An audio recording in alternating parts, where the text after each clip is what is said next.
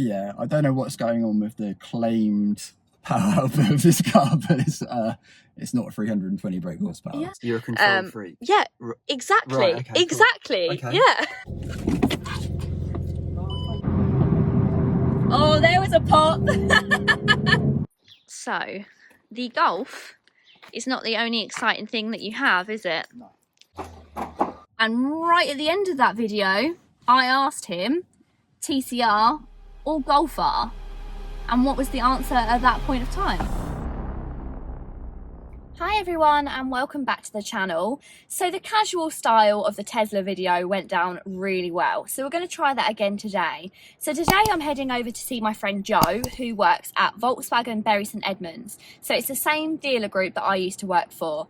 And he is finally letting me get to see a car that I have been waiting to see in person for ages, and that is the MK8 Golf R. So he drives the MK8 Golf R as his demonstrator, and today we're going to go out in it, we're going to chat about it, again we're going to get my first impressions, because actually I've not seen a MK8 in person at all, which I kind of find a bit embarrassing considering how long they've been out and how much of a Volkswagen fanatic I am. So I'm going to head over to Joe's now.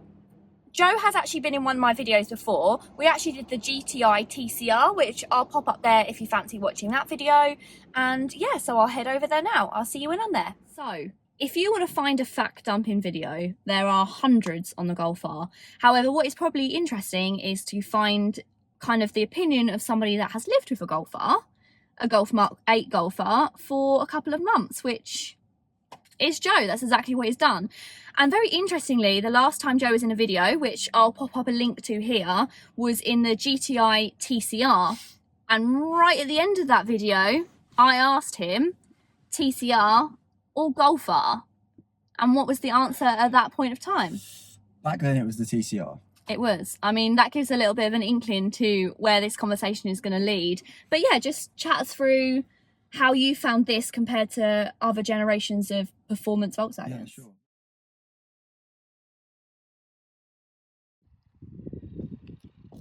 So here it is, my first look at the MK8 Golf R. And I have to say, I know it's getting boring, but yes, it does look a hell of a lot better in person.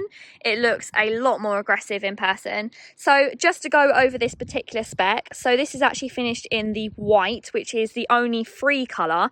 This only does come in 3 options. So you've got the white, which is free. You've then got the black, which I think is around £500. And then you've got the LAPIZ blue, which is around £700.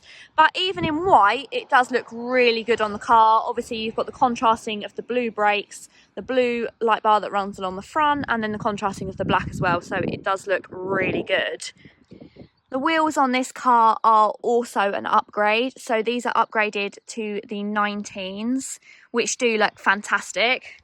As Joe said, you can't have this wheel with 18s. They've got to be the 19s. So that is one of the upgrades he's gone for. Around the back has got to absolutely be the best view of the new R. Those tailpipes just look absolutely fantastic. I did say to Joe, I'm not so sure on the colour. Like, to me, I don't know, they just look a little bit... That he did say it's because they're dirty, but I don't know, I didn't think they look a little bit off colour. But of course this looks a lot more aggressive. They're much larger than they were before. The rear diffuser is really nice. You've now obviously got the new Golf R badge in, which I'm still not fully taken by. I'm not sure how I feel about it. It's I don't like change. Maybe that's what it is. So to me, they're just it's not, I don't think it's as good as the last badge. But hey ho, small problems, hey. The MK8 R gets the 4th generation of the brand's EA888 engine, which is the same one that's fitted in the Club Sport, but you get 19 more brake horsepower and 15 more pound-feet of torque. Power peaks at 315 brake horsepower, with torque extending to 310 pound-feet of torque on a band of revs between 2,100 and 5,350 RPM, making this the most powerful series production Golf. Although you would hope so, considering this new generation of Golf R doesn't come in much under £40,000. So one thing about this Golf R that Joe has been very clever with, of course, because it being a company car, is actually this is under £40,000, which is pretty rare for a Golf R, right? We've got upgraded 19-inch wheels and DCC, which at the time of build brought Not it in literally just below £40,000. So he's going to hate me for saying this. If you keep an eye on Berries and Edmunds Volkswagen, this eventually will be up for sale when it's time, because you can have a company car for a certain period of time and then it goes up for sale. So yes, you can buy this car, but please don't. But he's just said that he's got the anniversary GTI on order, so it's a little bit, that softens the blow a tiny bit. A little bit, yeah, just a little bit, but we'll see. But yeah, so very cleverly, this car is absolutely beautifully spec'd. As everyone knows, DCC is a fantastic bit of kit to have. Upgraded wheels, as Joe said, you can't have 18s on this car, and it does fit in under £40,000, so it's £140 to tax a year, which is mental considering some of the performance cars, like even the old performance cars, like how much is a R32 to tax a year? I think it's nearly 500 quid, isn't it? It's getting that way now, Yeah. some of them. So yeah, it's the spot on spec if you want a car under 40 grand. So when this car first come out, I wasn't totally sure on the interior, but actually I feel like over time, as I've gotten used to seeing it, I've definitely become a lot more I like this a lot more actually. In fact, I think it's actually quite a big improvement over the previous R interior. It's going to be one of those things where you really probably are going to have to be a Volkswagen fanatic to appreciate this interior, as with the GTI. A lot of other people would think like, oh, I want leather, but to anyone who loves a Volkswagen knows that it's all about the kind of the checkered patterns if you're going for a Golf. And yeah, I think actually it pulls it off really well. Let's obviously talk about everybody's complaint, which is the screen really, and the lack of buttons. I mean, I was surprised actually that we have the shortcuts here. Yeah. Which actually that does make things slightly simpler. I didn't know that there was shortcuts there. Mm-hmm. So of course it's not the best, but at least it does have those shortcuts to be able to get to those certain things. But although they're not physical, are they? Which is a bit annoying, because if you're driving, if it was a physical button, at least you know you've hit it. And then I guess it's just the fact that everything is now slidey, isn't it? Which I have got used to it now. Yeah. So the one thing I do love about this new system over the old one is the app connect. Yeah. So the way that it integrates your phone into the system. So you have your wireless charging down here.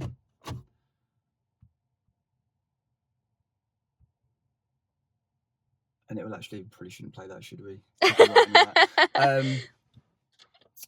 So yeah, it's wireless now. I love this, actually. We were talking about this earlier, and anyone who's followed the channel for a little while and knows things that make me happy, this is one of these things that makes me happy. Obviously, just being able to tuck your phone away there. But my only thing is, can you choose between whether it's wireless or connected, or does it automatically connect? I've never tried to connect it. I just put it just does it wirelessly every time. See, I'm like the opposite person. I like it to be plugged in. Do you? Because it's just like I like to choose when I want it to be plugged in and when I don't. That sounds ridiculous. You're a control freak. Yeah, exactly. Right, okay, exactly. Cool. Okay. Yeah. Pretty much. But I mean, it probably does, to be fair, because actually the last car I drove that had it was the Seat, and that asked me whether I wanted to connect via the cable or via wireless, which actually, considering the same brands, I wouldn't be surprised if this does a similar thing. I'm sure it does. I've just never ever plugged it in. Where are the and then you've got the USB-Cs there. Okay, amazing. Do you know what upsets me as a control freak? Mm-hmm. The mix of blue and red. Well, can we have one or the other? You can change the colours. you can change all these colours in here. Okay, all right, okay, so you can play around with them. Yeah. You want to change some colours, right? Okay. So background. Mm-hmm. So what are we feeling? Infinity? No, absolutely not. That look how upsetting that is. Look at those colour clashes. Nope. Eternity? I don't mind eternity. It's the same flow of colours, and that's kind of making quite a chilled colour. Yeah. Okay, well, how about some desire? Yes. See, that's what I wanted. I wanted them all matching in. Well, yes. Well, you know, none of us are getting any younger, so how about vitality? No. Horrible. Really? Get it off. performance Volkswagens. Yeah, sure. Well, first of all, I'm glad you said you don't want any facts because I can't remember any anyway. We were going through and we realised that so little amount of people have been able to order these cars because they're in such, like, so desirable, and that there's none there to order, that actually Joe didn't know what colour they came in. Thanks for that. Anyway, what were we talking about? Oh yeah, the Golf TCR. So yeah, it's definitely Golf R for me now. 100%. This is awesome. It has a lot of the driving pleasure the TCR had, but with the kind of benefits of the Golf R with the four-wheel drive and that kind of thing, but it's just on another level compared to the 7.5 for me. Because I guess the reason that you loved the TCR so much is because it had that involvement in drive where it was a little bit of fun because it was front-wheel drive, right? Yeah. Yeah, because it's front-wheel drive, it's that much fun. But with this car, they've obviously completely changed the torque vectoring system, which means that if you want this could now, obviously not completely, but it can almost act as a rear-wheel drive car.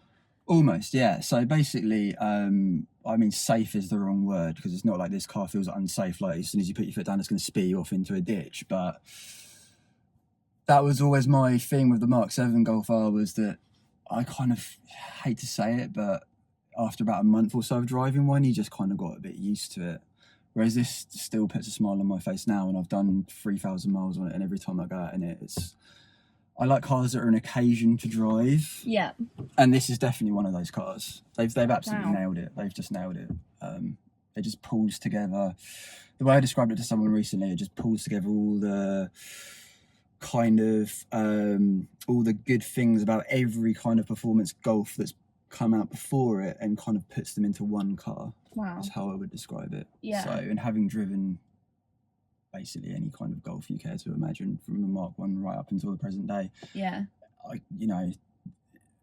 This is my favourite Golf of all time now. Really? Yeah, 100%. Wow, that is a statement. Yeah.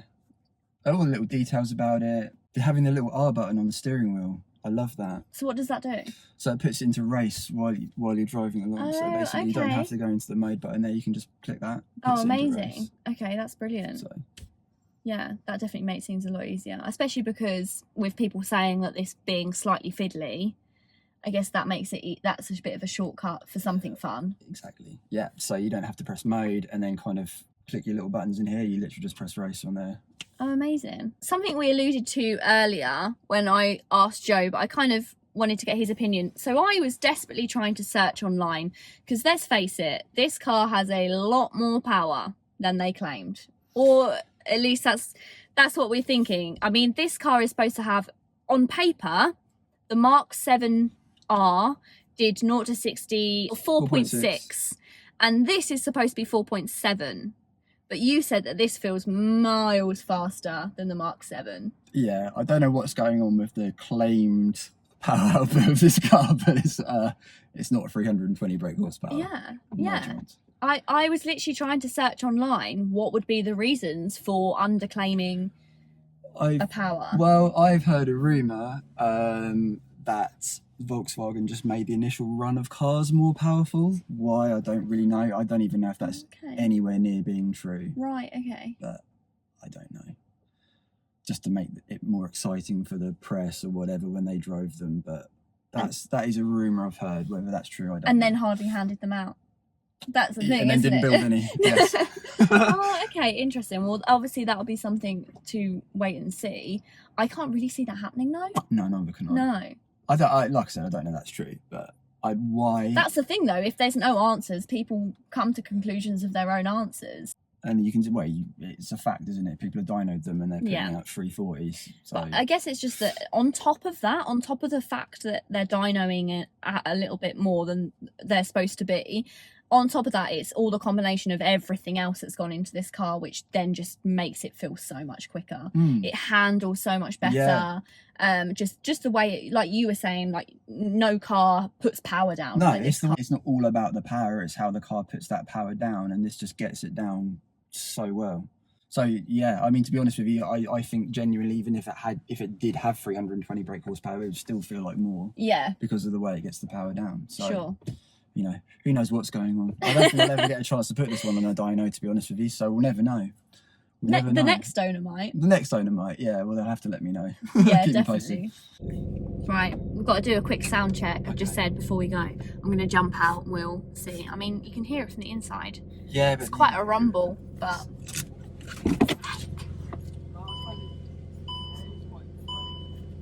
We'll give it a go. Let's go have a listen. Oh, it does sound good. Oh, nice.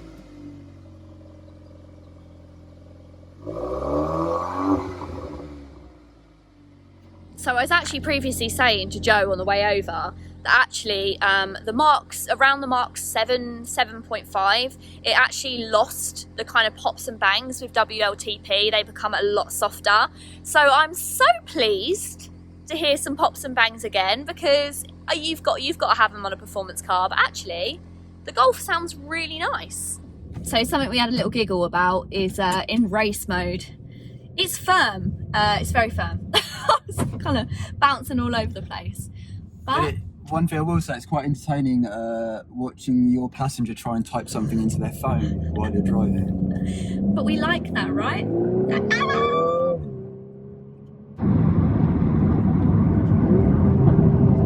Oh, there was a pop. I've been trying to do that all afternoon. Did it for the camera. It's a show off. The Golf R is a secret show off for sure. Pretends to be all understated, actually.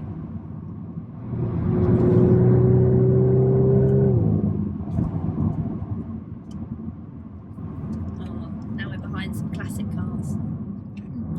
MGBs, 2 of them. Is it really bad that I kind of want the heavens to just open? That's very sadistic. They've got hats on, they'll be fine. I think that's what happens when you buy a car like that. You get a hat given for free, don't you? Are they MGBs? So something else that makes the driving experience really good on this generation of Golf is the brakes are now larger, but also 60 grams, I think it's 60 grams lighter than they were before as well. So you were saying the brakes are pretty good. Well, I say pretty good, they're really good. I'm not going to slam them on. No, please don't. We don't need a brake test, but yeah, they're really good, and that adds to the whole experience as well, doesn't it? So, the Golf is not the only exciting thing that you have, is it? No. It's got something else that's a little bit special, which we're going to go take a look at.